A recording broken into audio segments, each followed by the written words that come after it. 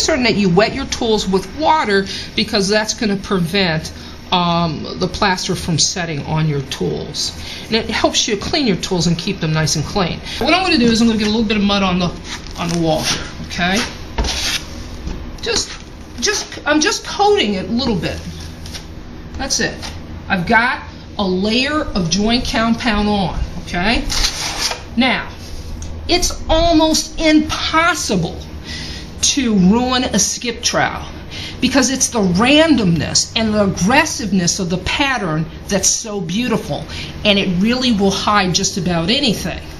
Now, what you do is you lay your trowel almost flat, not completely, okay, but almost flat. If you come around to the front, you can see how the trowel is angled to the wall, right? And what you want to do is just make a random swirl pattern. That's it. Random. Now I'm going to start at the bottom again, come up. It's just random.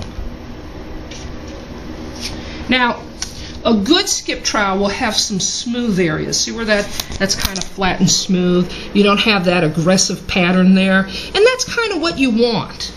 What I'm going to do is I'm going to finish the mock-up here to give you a better idea of how it will look all together. Okay? And I'm just going to move very quickly.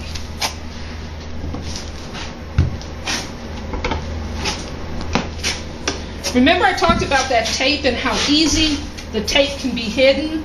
Watch. Now what I'm going to do is I'm going to put my pattern in.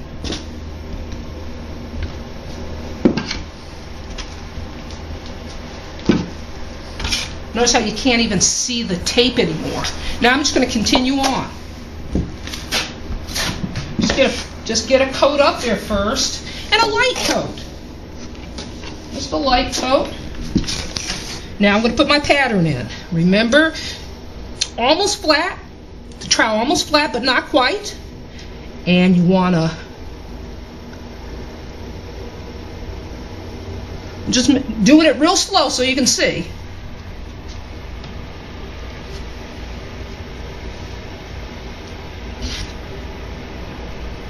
And that's it. I'm going to smooth it out, and I'm going to show you a lighter finish, and then I'll show you a more aggressive one. Okay?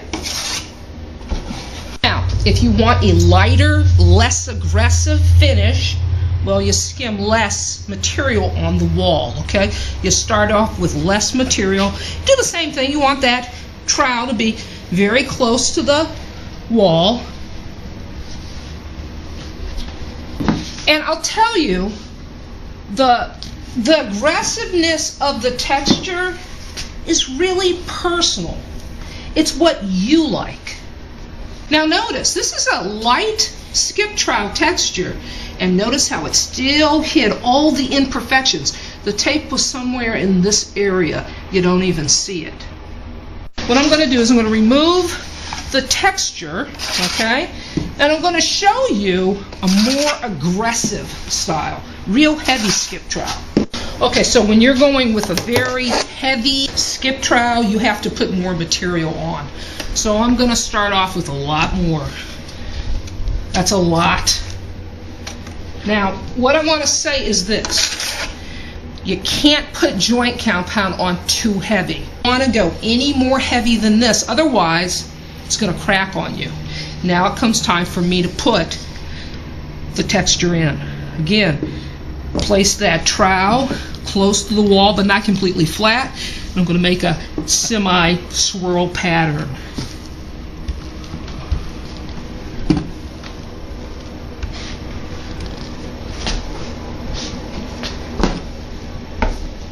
This is a very heavy, pronounced texture, and generally you would find this on ceilings and not so much on walls.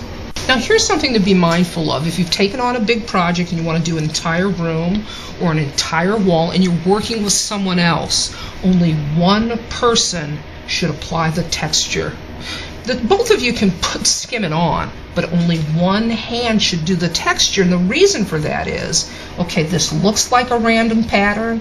It is a random pattern. However, your pattern is unique to you. So if you have two people working on a wall and you stand back after the wall is finished, believe it or not, you're going to see a difference. That's why it's so very important that just one person apply the pattern. This is Leah saying, you can do this. See you next time.